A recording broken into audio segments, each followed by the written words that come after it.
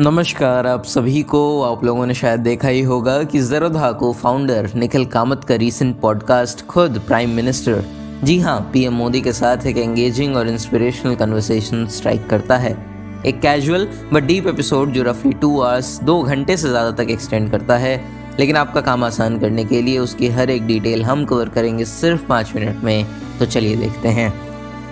निखिल कामत ने पॉडकास्ट की शुरुआत की बाय एक्सप्रेसिंग हिज नर्वसनेस।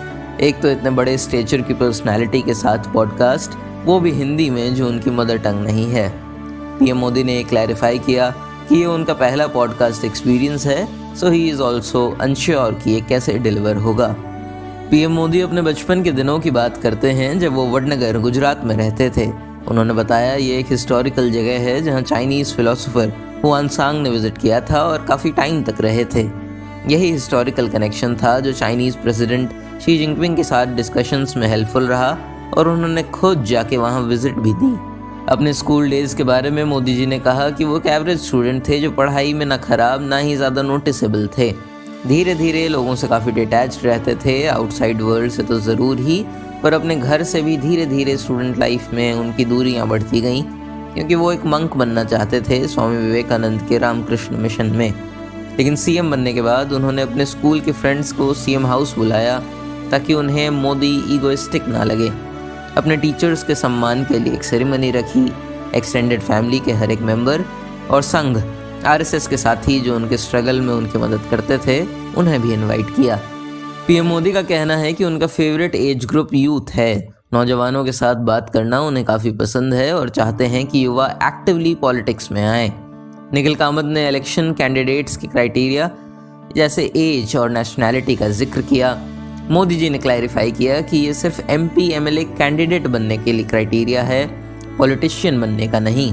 एक पॉलिटिशियन का काम डायनेमिक और इंटेंस पब्लिक कनेक्ट का होता है। उन्होंने गांधी जी का एग्जाम्पल दिया कि कैसे वो फिजिकली बहुत अट्रैक्टिव ना होते हुए ना ही ओरेटरी अच्छी थी, सिर्फ और सिर्फ समाज के बीच अपना पूरा जीवन बिता देने की वजह से वो बन पाए जैसा हम उन्हें आज जानते हैं। पॉलिसी मेकिंग को एक चेंज का टूल बताते हुए उन्होंने कहा कि 1 लाख युवा पॉलिटिक्स में मिशन ओरिएंटेड अप्रोच के साथ आएँ। मिशन न कि पर्सनल एम्बिशन। पॉलिटिक्स का डर्टी प्लेस होने का परसेप्शन तभी बदलेगा जब डेडिकेटेड लोग एक्टिवली पार्टिसिपेट करेंगे। निखिल ने एज के साथ चेंज होती आइडियोलॉजीज़ का सवाल पूछा तो मोदी जी कहते हैं कि आइडियोलॉजीज़ अलग हो सकती हैं, लेकिन आइडियलिस्टिक गोल एक होना चाहिए।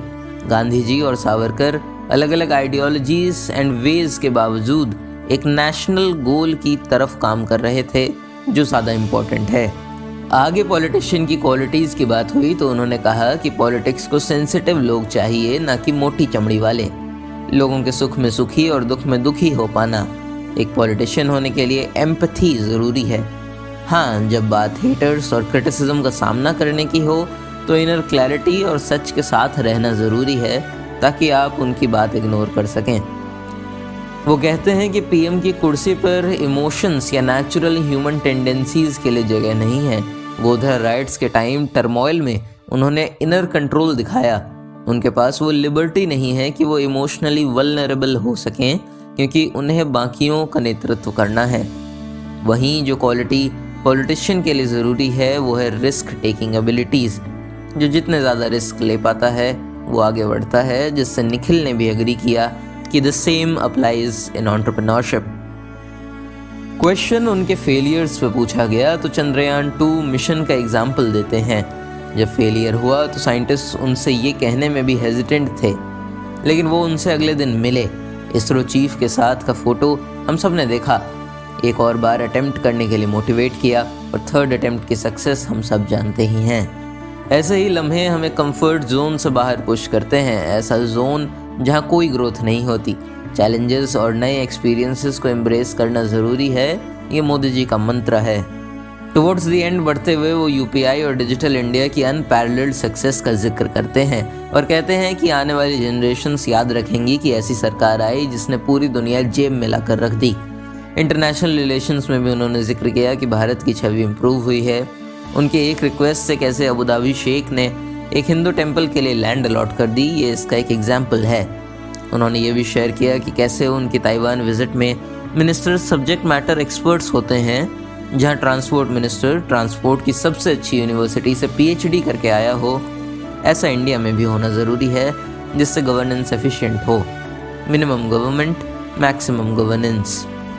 यूथ का स्टार्टअप्स की तरफ बढ़ता अट्रैक्शन भी दोनों लोगों ने हाईलाइट किया। काफ़ी बड़े नंबर्स में लोग अब जॉब सीकर्स नहीं, जॉब क्रिएटर्स बनना चाहते हैं, जो इकोनॉमी और एम्प्लॉयमेंट दोनों के लिए काफ़ी अच्छा होगा।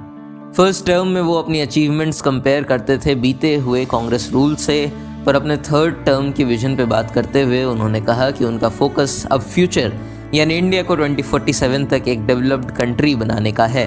उन्होंने नेशन फर्स्ट आइडियोलॉजी को अपनाया है, लेकिन इस कमिटमेंट की वजह से उनके पर्सनल कनेक्शंस लूज हुए हैं।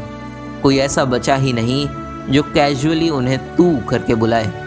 तो ये था इस ऑल न्यू पॉडकास्ट पर एक क्विक टेक। पहली बार प्राइम मिनिस्टेरियल अपीयरेंस हुई है इस फॉर्मेट में यूट्यूब पे। क्या कहना है आपका? कमेंट्स में अपना ओपिनियन ज़रूर बताएं। और अगर ये वीडियो पसंद आए एंड आप ऐसे ही कम टाइम में इन्फॉर्मेशनल वीडियो समरीज देखना पसंद करेंगे तो प्लीज़ चैनल को सब्सक्राइब करें एंड वीडियोज़ ज़रूर शेयर करें। लास्ट तक जुड़े रहने के लिए आपका बहुत बहुत शुक्रिया।